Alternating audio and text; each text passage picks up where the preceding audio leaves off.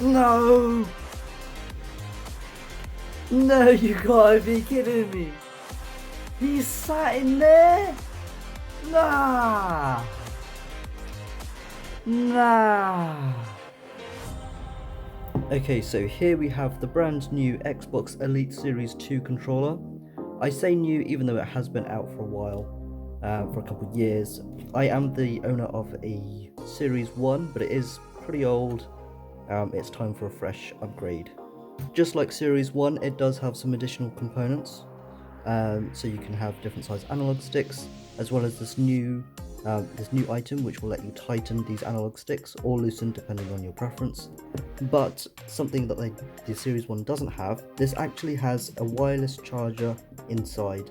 You can take it outside the case and you can use it in the case as well, which I will show you shortly.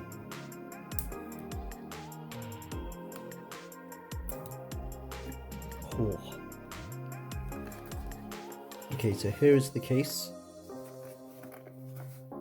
On the back, it has got a charging port. You stick the USB-C cable inside. Let's have a look inside the box. Okay, so inside the box we got a couple paper bits. Okay, so we've got 5 different versions of instruction things. I think they're different languages. But just underneath here, we have the USB-C charging cable. It's braided and of course got the logo on there for Xbox. Okay, let's open up the case. Woo. Looks a little bit marked, like it's been handled. Not too happy about that. Okay, so as we can see, we've got the bumpers, the triggers. This button is a harder click than the previous one. You can see these 3 lines here. These will be LED indicators for the different profiles that you can cycle through. So you can customize the controllers to do whatever you want. Assign the buttons, of course. Then you press this one to change it for a different game.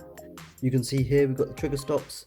What these do is shorten the distance when you press the triggers. So that's all the way. If you put it in the middle, it goes halfway. If you go right to the bottom, it stops right there. That makes you shoot a little bit quicker than other people. So we will keep those all the way down. I am a bit disappointed with the quality of this.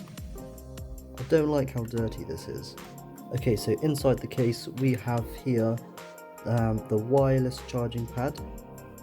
This doesn't have to stay in the case, but it has got the option to stay in the case. The USB-C cable goes in there. You can have it on your desk. Then your controller can sit on the top. I think you should take this fabric off though, because it won't actually connect otherwise. But you just drop it on and you charge it wirelessly. You can also do it straight from the case by plugging the cable in the back, as we saw earlier. Inside the case we also have some of these extra attachments. Not attachments, sorry, analog sticks. Let me show you this. This is the newest attachment that is included in the box. The case, sorry. If you take off the analog stick, you can see that there's a little plus. You can use this key to tighten or loosen this, and it will change the amount of stiffness you get in this analog stick. We can also swap out this D-pad for this one. Magnetic lock, of course. If you are curious if you can swap these with the Series 1 controller, you can't, unfortunately. The reason for this is this has 3 notches, whereas the Series 1 has 4, which I'm quite sad about personally, because the distance, I prefer this distance to this, and the other one, which is a lot longer, is too long. This is my most ideal distance, but I'll just have to get used to that. So here you can see the comparison between the two, Series 1 and Series 2. They have added a little grip on the triggers. You can see the difference of the length of paddles. Series 1 were much bigger, Series 2 are a bit smaller.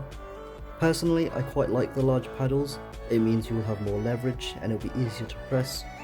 As these are shorter, it might require a bit more force just to get it to click. The click is also a bit louder compared to the Series 1. It's easier to spam it on the first controller compared to the new one, in my opinion. So we can of course plug it directly into the back of the controller, or we can plug it into the wireless charging pad. Ooh. So it would sit on the back like this. That can also go in the back of the case and then be plugged in straight through that hole.